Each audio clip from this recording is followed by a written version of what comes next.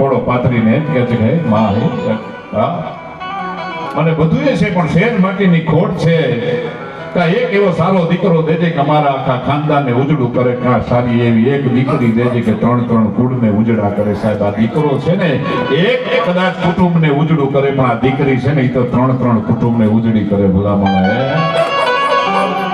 અને એટલે બાપ અને દીકરીનો જે પ્રેમ છે ને સાહેબ બહુ સરસ મજાની તમારી ફરમાઈશ કે દીકરી મારી લાડકવાઈ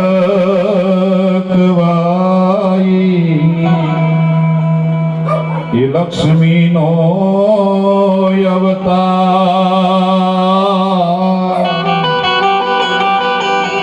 એ સુવે તો રાત પડે ને જાગે તો સાહેબ જોજો દ્રષ્ટિ કરજો. એક નાની દીકરી હોય એ બરોબર આ માંગડામાં રમતી હોય થાક્યો પાક્યો બાપ જ્યારે સાંજે સૂર્યાસ્ત થવાની તૈયારી હોય ને બાપ જ્યારે ઘરમાં આવે ઘરમાં પ્રવેશ કરે આખો દિવસનો થાકોડો કુદરતનો જે કાંઈ કર્મ છે ને એ પ્રમાણે તો સૂર્ય પશ્ચિમ દિશામાં આથમી રહ્યો હોય એટલે જ્યાં સંધ્યા પાણું હોય સાંજનો સમય હોય પણ એક બાજુ આ બા પશ્ચિમ દિશામાં દ્રષ્ટિ કરે તો એને એમ થઈ જાય કે આ સંધ્યા ટાણું છે સાહેબ સાંજનો સમય છે. પણ જ્યાં નાનકડી દીકરી પગમાં ઝાંઝર ને રણકાર સાથે રમતી હોય છે અને એ થાય તો પાઈકો બાપ જ્યારે દીકરી બાજુ દ્રષ્ટિ કરે છે તેને અહેસાસ નથી થતો કે અત્યારે સાંજ પડે છે સૂરજ હાથમે છે. એને તો એમ લાગે છે કે મારા માટે તો આ સવાર થઈ ગયો છે કારણ કે મારી દીકરી મારા આંગણા રાત બાપ જ્યારે સવારમાં એ કદાચ 6-7 વાગે ઘરથી નીકળતો હોય સાહેબ અને એ નિર્દોષ ભાવથી દીકરી પથારીને સૂતી હોય ખુલ્લા વાળ એનો નિર્દોષ ચહેરો જોઈ અને બહાર નીકળે તો સૂરજ નારાયણ એના ઓજસ પાથરી રહ્યો હોય સાહેબ પ્રભાતનો સમય હોય અને પછી આ દીકરી બાજુ બાપની નજર પડે બાપને અહેસાસ નથી થતો કે સૂર્યોદય થાય છે સવાર થાય છે. બાપને દેમ થાય દીકરી મારી હોતી છે મારા માટે તો સાર. અને આ દીકરી દરેક સંસારનો નિયમ છે કે 20-22-25 વર્ષ જ્યારે દીકરી બાપ ના આંગણે મોટી થાય એટલે આટલા બધા લાડ પ્યાર પ્રેમ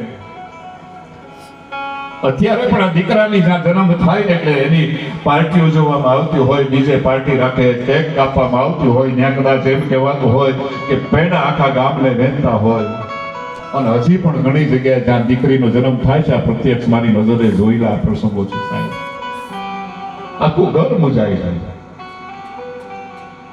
કે એમ કે અમારે ત્યાં તો દીકરીનો જન્મ થયો આપણે એને પૂછીએ કે સાહેબ દીકરીનો જન્મ થયો એમાં નારાજ શું કામ થાય કે ના તમને ન ખબર પડે દીકરી છે તો પારકી થાપ દીકરી છે તો સાપનો વારો છે દીકરી છે તો કાળવી પથ્થર છે સાહેબ. કોણ કે છે દીકરી સાપનો વારો કોણ કે છે દીકરી પારકી થાપણ પણ સાહેબ દીકરી છે તો તુલસીનો ક્યારો છે સાહેબ. દીકરી તો એટલા માટે નસીબદાર હોય કે એની વાહે બાપનું નામ લાગે સાહેબ પણ કોઈ એવા બાપ નથી એટલા નસીબદાર કે જેના ઘરે દીકરી જન્મે છે સાહેબ. દીકરી જન્મે ને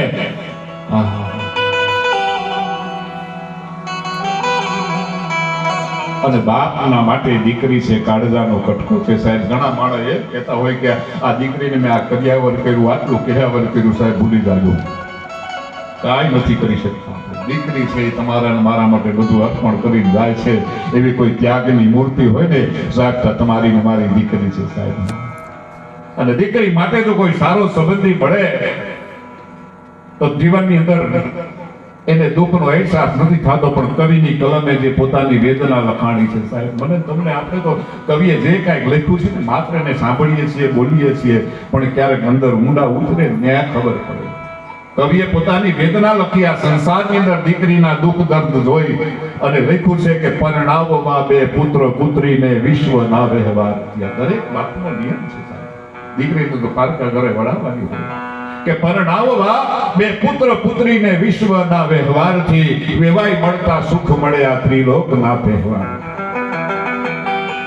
પરણાવવા બે પુત્ર પુત્રીને વિશ્વ ના વ્યવહારથી વેવાય મળતા સુખ મળે ત્રિલોક ના તહેવારથી. એમાં કાળો કલેશ થાય તો માત્ર ઝેર છે સાહેબ.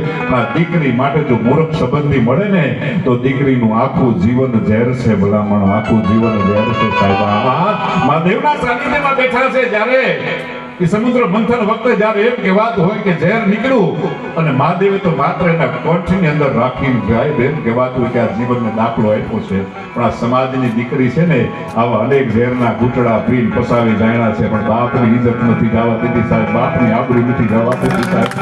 પછી સહન કરવાની જ્યાં શક્તિ પૂરી થાય ને તો જીવન ટૂંકાવી નાખ્યા છે, પણ બાપને આંગણે આવી દીકરી ફરિયાદ નથી કરતી કે બાપુ મને આવા તમે હાહરિયામ પડ્યા,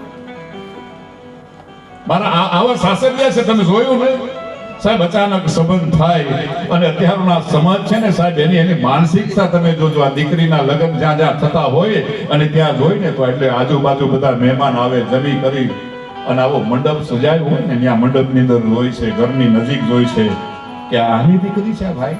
હા, એને દીકરીને કન્યાદાનમાં શું શું આપ્યા છે? કેટલા કબાટ આપ્યા છે, કેટલા ફ્રીજ આપ્યા છે, વોશિંગ મશીન આપ્યું છે, કેટલું એને કરિયાવર આપ્યું છે સાહેબ. પણ એ સમાજનો વ્યક્તિ એમ નથી વિચારતો કે ઈ તો પોતાનો કાળજાનો કટકો જ્યારે બીજા ખાનદાનને આપે છે, ભલામણ આનાથી બીજો દાન રે શું?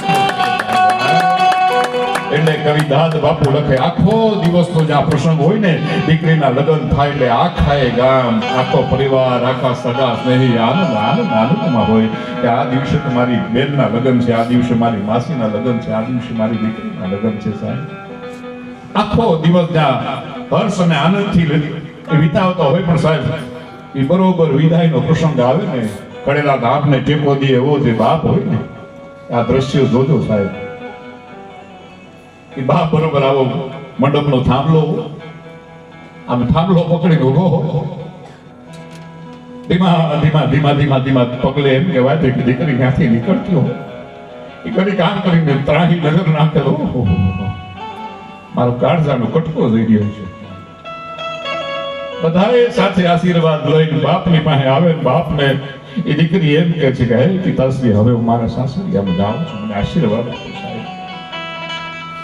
અને ત્યારે કહેવાય છે કે તમામ શક્તિ પુરુષ ભેગી કરે ને ત્યારે માત્ર અંદરથી એક આશીર્વાદ નીકળે કે હા બેટા તારા સાસરિયામાં જઈ તું સુખી થાય બાપ, તારા સાસરિયામાં જઈ સુખી.